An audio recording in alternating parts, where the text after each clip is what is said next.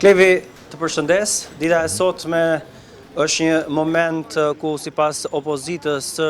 Shqipërisë është duke u cënuar drejtësia e vendit si kundër edhe demokracia e Shqipërisë. Këtë deklarojnë drejtuesit e opozitës, ndërkohë nga ana tjetër Partia Socialiste në raportin e saj që ka përgatitur në Këshillin e Mandateve sa i takon kërkesës së SPAK për t'i hequr imunitetin zonjës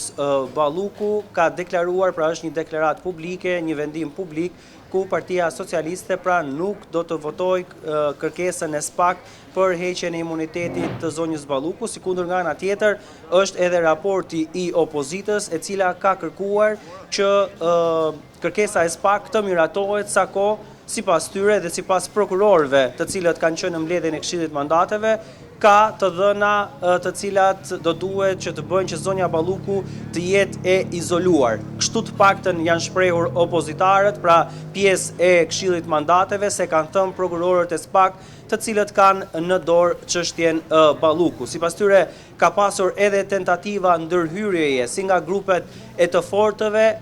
po nga ana tjetër edhe nga zyrtar të kabinetit të zonjës Balluku në kohën që ishte ministre e infrastrukturës dhe zëvendës kryeministre e Shqipërisë për të ndryshuar dëshmitë e tyre në çështjen Balluku. Dita e sotme është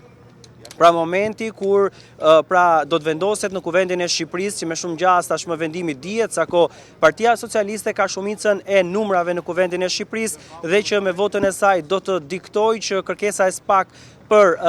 heqjen e imunitetit të zonjës Balluku do të rrëzohet. Nga ana tjetër, Policia e Shtetit ka marrë masat e saj, jo vetëm këtu te Kuvendi i Republikës së Shqipërisë, por edhe nëpër institucione të tjera, duke krijuar kordonët pra me punonjës të policisë së shtetit, sikundër edhe gardhët metalik, ndërkohë brenda ndodhen edhe forca të tjera, pra pas punonjësve të policisë ndodhen pas shpinësime, forcat pra të cilët janë më specializuar për çdo lloj situate që mund të vi nga kjo protestë, e cila është e lajmëruar e opozitës në orën 10 përpara Kuvendit të Republikës së Shqipërisë, një protestë kjo kombëtare, një protestë e radhës, por që tashmë vjen në një moment dhe në një ditë kur në Kuvendin e Shqipërisë do të rrëzohet kërkesa e SPAK për heqjen e imunitetit të zonjës Balluku, e nga ana tjetër këtu jashtë do të protestohet. Nga ana tjetër pra godinës Kuvendit të Republikës së Shqipërisë është duke u vendosur edhe një podium ku do të ketë fjalime, por ndërkohë do të ndiqet edhe drejt për drejt punimet e Kuvendit të Republikës së Shqipërisë. Theksoj faktin se votimi për zonjën Balluku do të zhvillohet në fillim, pra menjëherë pas hapjes së seancës, rendi i ditës i seancës plenare është si vijon. Miratimi i procesverbaleve të seancës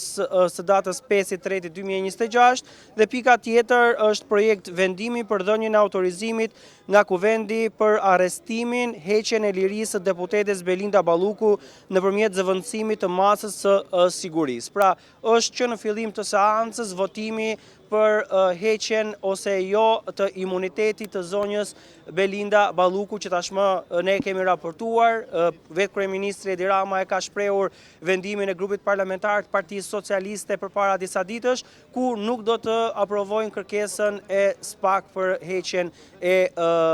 imunitetit të zonjës Balluku, e cila në fakt akuzohet për çështjen e tunelit të Llogaras, po ashtu edhe për unazën e madhe të Tiranës, për përcaktimin e kompanive fituese të tenderave që janë hapur për ndërtimin e unazës madhe të Tiranës. Por ndërkohë nga ana tjetër njoftimet janë se ndaj zonjës Balluku gjithashtu ka nisur edhe hetimi pasuror, i cili është duke vijuar nëse edhe ditën e sotme Partia Socialiste, siç ka lajmëruar, do ta rrëzoj kërkesën e SPAK, nuk e dim se si do të vijojë dhe cili do të jetë reagimi i SPAK-ut, a do të paraqes prova të reja ndaj zonjës Balluku në vijim apo jo për të paraqitur një tjetër kërkesë për heqjen e imunitetit të saj, çfarë do të nxjerrin hetimet për pasurinë e saj, që do të bënin ndoshta në një moment tjetër që vetë SPAK të kërkonte Kuvendit të Shqipërisë heqjen e imunitetit të zonjës Balluku me prova të reja. Por kjo mbetet dhe i takon së ardhmes, ndërkohë dita e sotme tashmë është e tillë do mbetet vetëm për të parë cili do të jetë reagimi i opozitës ditën e sotme përpara Kuvendit të Republikës së Shqipërisë, ku vetëm ditën e djeshme kreu i Partisë Demokratike ka deklaruar se do të jetë një protestë e fortë, ka bërë thirrje qytetarëve shqiptarë që të jenë prezent pasi sipas tij kërcënohet demokracia, por nga ana tjetër edhe vetë drejtësia e vendit. Në fakt është parë që vetë zoti Berisha, i cili në fakt përgjatë gjithë këtyre viteve ka anatemuar fort SPAK-un, madje duke i ndryshuar edhe emrin, ndërkohë kemi parë që në deklaratat e ditëve të fundit zoti Berisha ka dalë thuajse në mbrojtje totale të SPAK, jo vetëm në mbrojtje të disa prokurorëve, por tashmë në mbrojtje të institucionit të SPAK-ut. Në fakt është kjo lëvizje e fundit e cila është bërë nga opozita dhe nga vetë ai i cili e ka sulmuar më fort SPAK-un në gjithë këto vite, që është vetë kreu i Partisë Demokratike Sali Berisha. Pritet që 2 deputet Kuvendit të Republikës së Shqipërisë, Gazmend Bardhi dhe Klevis Balliu, të jenë ditën e sotme me protestuesit përpara Kuvendit, duke qenë se ata janë të përjashtuar nga punimet e kësaj seance ditën e sotme, duke qenë se vetëm përpara pak ditësh janë përjashtuar me nga 10 ditë për shkak të situatës së krijuar në Kuvendin e Republikës së Shqipërisë, në sa i takon çështjes që u përfshi vetë kreu i grupit parlamentar të Partisë Socialiste Tauland Balla në gjuhën fyese që përdori ndaj Albana Vokshit, por në mbledhjen e Këshillit të mandateve dhe imuniteteve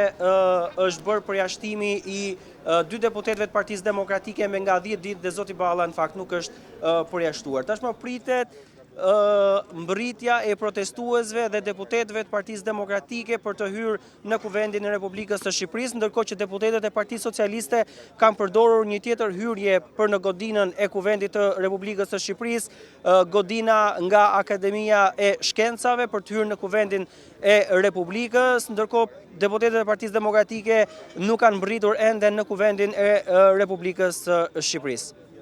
Faleminderit për gjitha informacionet që ndave me ne, do të kemi komunikime të tjera në vijim gjatë gjithë ditës sotme, duke qenë se ka dinamikë dhe zhvillime aty. Faleminderit.